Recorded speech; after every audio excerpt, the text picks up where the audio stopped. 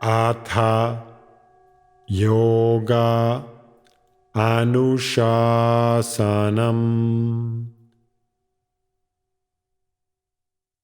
Namaste. Welcome to Unravel the Thread, a podcast for people who want to apply the Yoga Sutras to yoga practice and to life today. Available online at simple-yoga.org, where you can also find courses, articles, videos, and guided meditations to enrich your practice. I am Ruben Vázquez, your companion on this journey of exploration. On today's episode, we continue our journey through the second chapter of the Yoga Sutra with Sutra 225, Freedom by Removing Confusion. Sutra 25 in Chapter 2 says, Freedom arises from removing confusion. Up until this point in this chapter, Patanjali has explained yogic action as a way to decrease afflictions, describing the afflictions and their effects and the relationship between awareness and experiences. Now, Patanjali presents the goal of yoga practice, liberation from afflictions and suffering. Consciousness is the power of seeing, or the knowing that enables you to be aware. Consequently, you witness the changing phenomena in nature. Consciousness underlies every one of your states, actions, and experiences. Life is what can be experienced and perceived, as well as the continuous stream of unpredictable changes taking place. Life and consciousness are not in conflict or opposition. On the contrary, life and consciousness complement one another.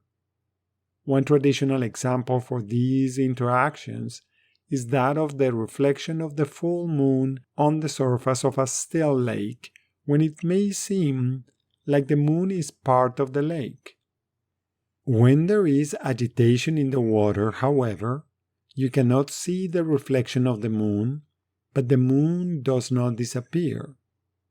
Similarly, when your activities, your ways of being, occupy all of your internal environment, it may seem that there is no consciousness because your awareness is completely entangled in your experiences.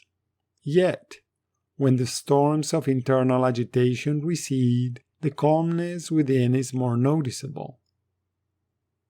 Confusion and suffering arise from misidentification, and when such misidentification is removed, there is freedom.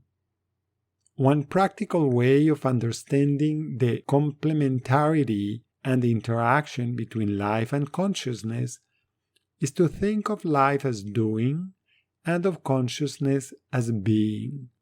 At a very basic level, you are in a constant process of negotiating between your outward orientation and your inward orientation. For example, when you notice a fragrance in the air, external, it may trigger a memory linked to that aroma, internal. You may try and smell more intently and to locate where the smell is coming from by walking around and looking as you breathe deeper. This may bring your awareness to a memory of a place that you used to frequent or a garden you visited often during your childhood. These thoughts can, in turn, bring back other memories and emotions that may have been dormant for a long time. All these activities, internal and external, are temporary experiences. You can be present in all these parts of your life thanks to awareness. Indeed, your awareness enables you to notice some aspect of you, smelling, remembering, feeling, walking, and searching, internally for memories and externally for the source of that fragrance. You can become so absorbed in this process that you may not even notice that you're about to step in a puddle of water. Depending on your mood, stepping in a puddle of water may make you upset or angry, or you may not care at all because you are fascinated by the scent you are trying to identify. Life is made up of all the internal and external experiences you have, and consciousness is the space where all of it takes place, with awareness being the active aspect of consciousness, enabling you to witness it all. Confusion is the result of mistakenly identifying with your changing experiences and forgetting that consciousness is always there for you, underlying every experience, making it possible for you to be present in your life. Not recognizing the distinction between these interrelated aspects of you tends to cause identification with the experiences, which leads to the suffering resulting from the 5 afflictions presented at the beginning of this chapter. In your daily activities, is your tendency to identify more with the sensations or with the witnessing awareness? Does this vary according to what you are doing?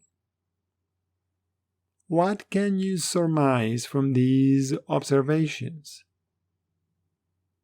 Do you notice patterns, tendencies, and biases? Are they conducive to feeling free or restricted?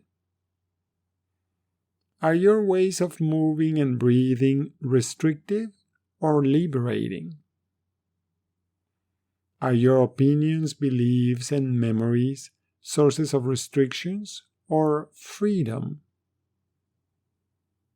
Are your interactions informed by your awareness or by your experiences?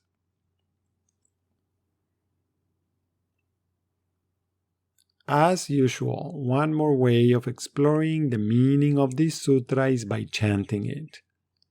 You can choose to chant it in its traditional form, with some of the words coming together. Tada bhavat samyoga bhavo hanam tadrushe kaivalyam. Another option is to chant each word in the sutra individually. Tat abhavat samyoga abhava hanam tat drushe kaivalyam. Tat abhavat samyoga abhava hanam tad drushe kaivalyam. Tat abhavat samyoga abhava hanam tad drushe kaivalyam. Tat abhavat samyoga abhava hanam tad drushe kaivalyam. Tat abhavat samyoga abhava hanam tad drushe kaivalyam. Tat Abhavat samyoga abhava hanam tad drishe kaivalyam. Thank you very much for listening. I hope you can join me for the next episode when we will explore Sutra 26 in Chapter 2. Please remember that you can find more information, yoga courses, and many free resources, including articles, videos, and guided meditations at simple-yoga.org. I would appreciate it if you could share this podcast. Thank you. Until next time, Namaste.